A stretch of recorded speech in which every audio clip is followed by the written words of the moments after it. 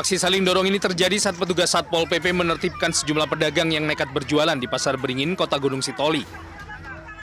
Pedagang yang tak terima ditertibkan terlibat kericuhan dengan petugas. Teriakan protes tak digubris petugas yang tetap menertibkan pedagang ikan korban gusuran beberapa pekan lalu.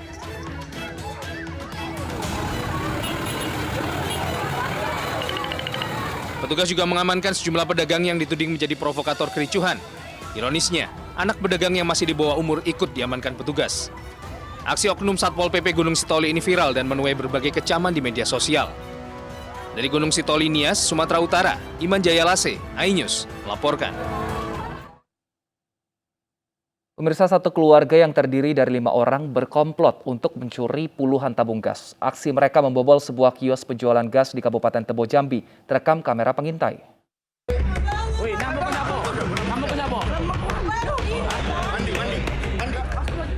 Penangkapan kawanan pencuri tabung gas di kawasan Rembo Ulu, Kabupaten Tebo diwarnai aksi protes istri pelaku. Ayo, bisa ngikut dulu lah. Kakek penjelasannya di kantor ya. Tetapi berdasar bukti rekaman CCTV dari kios tabung gas yang dibobol para pelaku, tim Sultan Satreskrim Polres Tebo dan unit Reskrim Ribo Buang dan Polsek Rimbo Ulu akhirnya membekuk kawanan yang terdiri dari 5 orang ini di rumah mereka. Dari hasil penyelidikan, ternyata kawanan ini merupakan satu keluarga yang terdiri dari ayah, anak, dan menantu serta keponakan.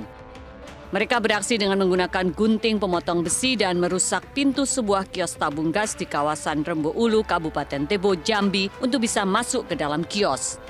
Kawanan pencuri yang terdiri dari 5 orang ini menggasak puluhan tabung gas di saat pemilik kios tertidur lelap. Secara serempak kelima orangnya dengan ada pembagian tugas. Ada yang modusnya adalah dengan cara mengikat rumah korban terlebih dahulu menggunakan tali atau karet ban. Nah, ini dimaksudkan apabila korban mengetahui perbuatan tidak bisa keluar dari rumah. Kemudian pelaku yang lain melakukan aktivitas pencurian. Para pelaku ini berprofesi sebagai pencari barang rongsokan. Bersama dengan barang bukti tabung gas hasil curian, keluarga komplotan pencuri ini bakal dijerat dengan pasal pencurian dan terancam hukuman 7 tahun penjara. Dari Kabupaten Tebo, Jambi, Bodi Utomo, iNews melaporkan. Pemirsa, naiknya harga tabung gas LPG ukuran 12 kg membuat warga beralih menggunakan LPG 3 kg.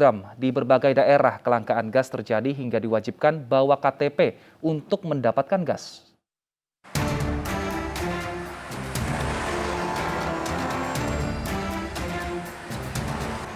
Tingginya harga gas non-subsidi membuat banyak pengguna di Kota Salatiga, Jawa Tengah akhirnya memilih beralih ke tabung gas LPG ukuran 3 kg. Sejumlah pangkalan gas LPG di kawasan Argomulyo, Salatiga bahkan mengaku kesulitan menyediakan tabung gas 3 kg lantaran banyaknya peminat. Tak tanggung-tanggung 80 tabung yang disediakan langsung ludes diserbu para konsumen hanya dalam waktu singkat. Mencegah terjadinya penyalahgunaan kebutuhan, agen pangkalan gas LPG di Kota Salatiga hanya mewajibkan para pembeli membawa KTP. Itu pun untuk satu warga hanya diizinkan membeli 1 tabung 3 kg dan 2 tabung untuk para pelaku UMKM. Ada sejak 1 Maret sih Pak, untuk yang 12 kilo sama yang 5,5 kilo. Untuk kenaikan sendirinya itu yang untuk 5,5 naiknya 12.000 dan 12 kilo 24.000. Sebelumnya berapa? Yang 5,5 kilo sebelumnya 81, sekarang naik jadi 93, dan 12 kilo dari 164 sekarang jadi 189.000. Sementara itu di Pelai Hari Kalimantan Selatan, kenaikan harga gas non-subsidi dikeluhkan pemilik rumah makan. Mereka berharap tidak lagi terjadi kenaikan, karena untuk gas 5,5 kg di harga Rp90.000 saja sudah terlalu tinggi bagi mereka. Dari harga gas naik, harga minyak naik, harga gula naik.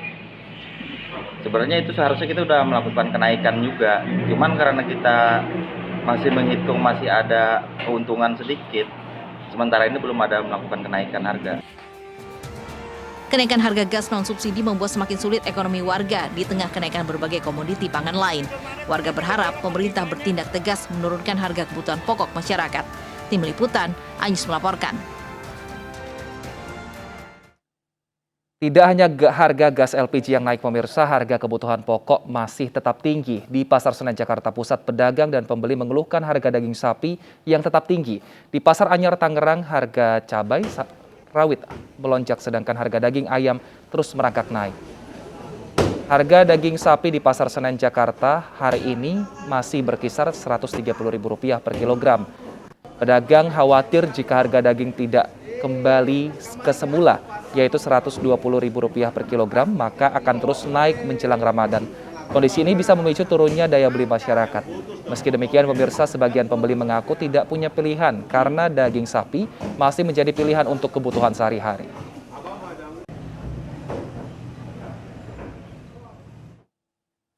Sementara itu, di pasar tradisional Anyar Kota Tangerang, Banten, harga sejumlah komoditas terus naik seperti daging ayam potong dan juga cabai.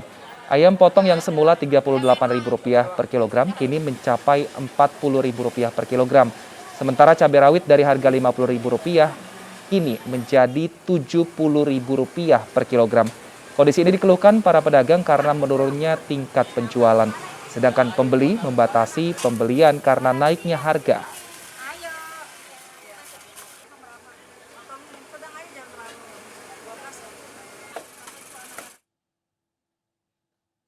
Warga Makassar terpaksa saling dorong saat antri membeli minyak goreng murah. Mereka wajib menunjukkan KTP agar dapat membeli minyak goreng murah.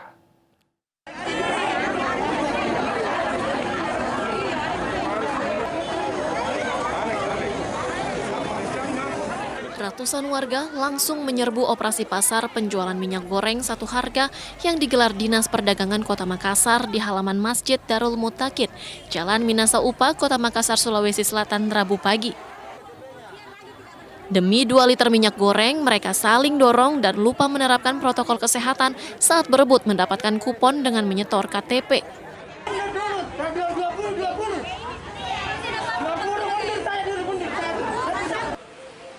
Meski berkerumun dan berdesakan selama 1 jam lebih, namun tak menyurutkan semangat warga untuk mendapatkan minyak goreng murah.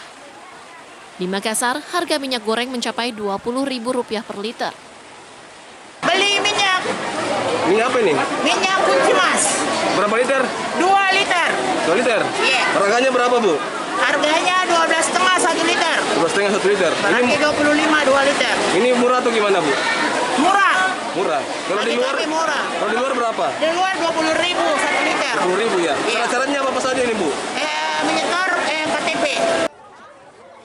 Dalam operasi pasar murah ini, panitia menyiapkan 1.500 kemasan minyak goreng ukuran 900 ml. Penjualan pun dibatasi. Setiap warga hanya bisa membeli 2 kemasan saja dengan harga Rp25.000 per 2 liter. Dari Makassar, Sulawesi Selatan, Yoel Yusfin, iNews melaporkan. Kelangkaan minyak goreng di pasaran ditengarai disebabkan adanya aksi penimbunan oleh oknum produsen dan distributor. Dan berikut petikan wawancara iNews dengan Direktur Ekonomi Komisi Pengawas Persaingan Usaha, Mulyawan Rana Menggala.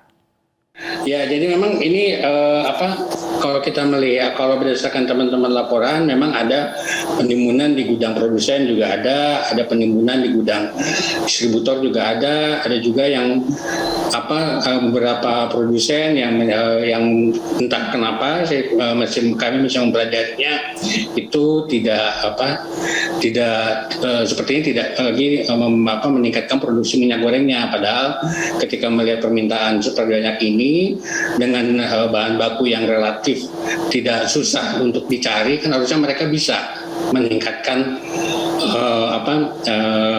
produksinya. Namun kembali lagi memang saat ini ada kebijakan dari pemerintah, yaitu DMO dan DPO, dan ini kami sedang teliti apakah kebijakan ini yang menyebabkan produsen sepertinya enggan untuk memproduksi minyak goreng dengan cukup banyak untuk memenuhi permintaan yang sedang tinggi saat ini.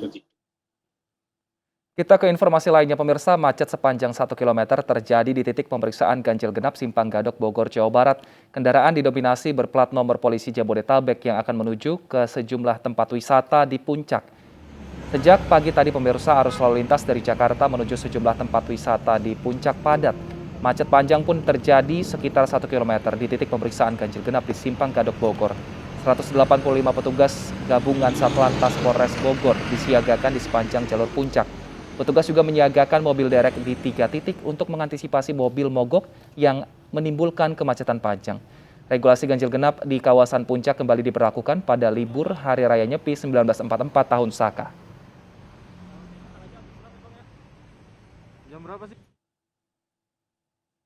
Lalu bagaimana kondisi jalur puncak terkini? Kita bergabung dengan rekan Camar Haenda di Jalan Raya Puncak Bogor, Jawa Barat. Selamat siang Camar, bagaimana situasi lalu lintas di kawasan puncak siang ini?